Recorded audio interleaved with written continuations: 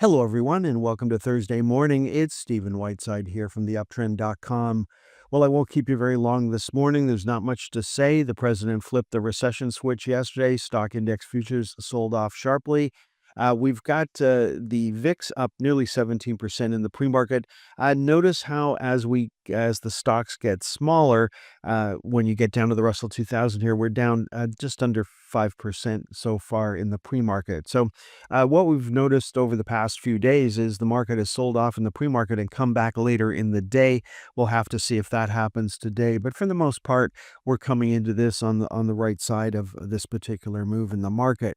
Now, we do have initial jobless claims coming out at 8:30. Normally, that would be a big deal, but initial jobless claims is backward looking. The recession switch that was flipped yesterday is forward looking, and I think that's what investors are more concerned about this morning.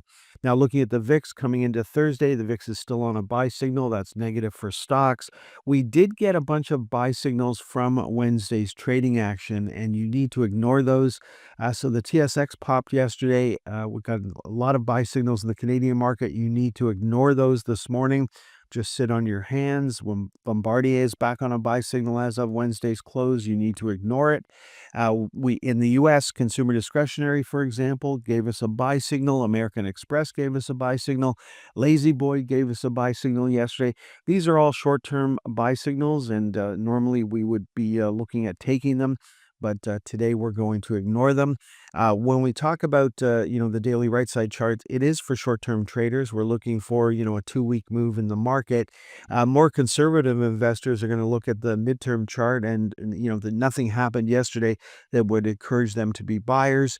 You can see the oscillator is still below zero. You can see we're still trading below the tether line.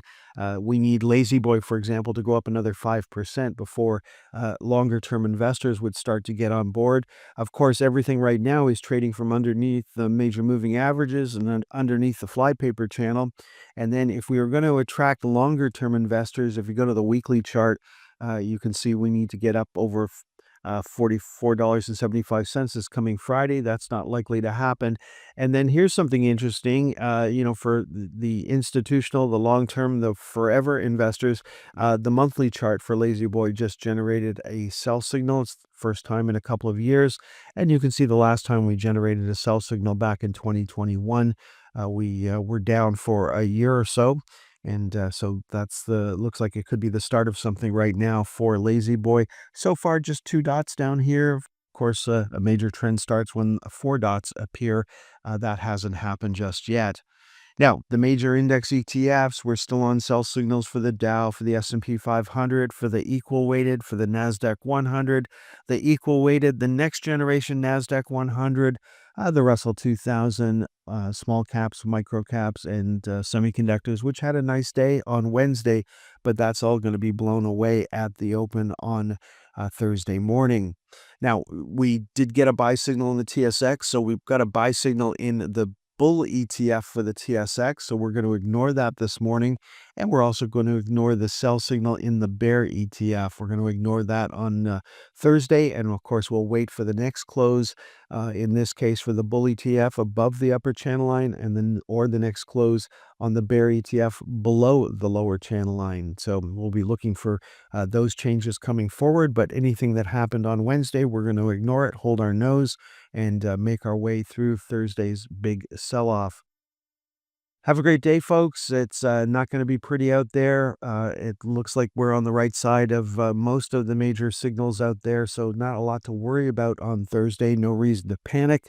If you're long the bear ETFs, make sure you're taking some money off the table on Thursday, and you've got some orders in above where the market is going to open on Thursday.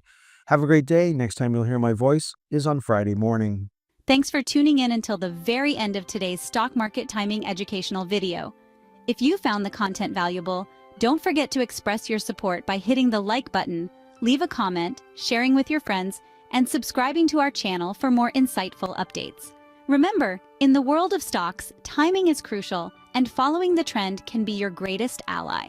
If you would like more information on how we can help you better time the stock market, please visit theuptrend.com.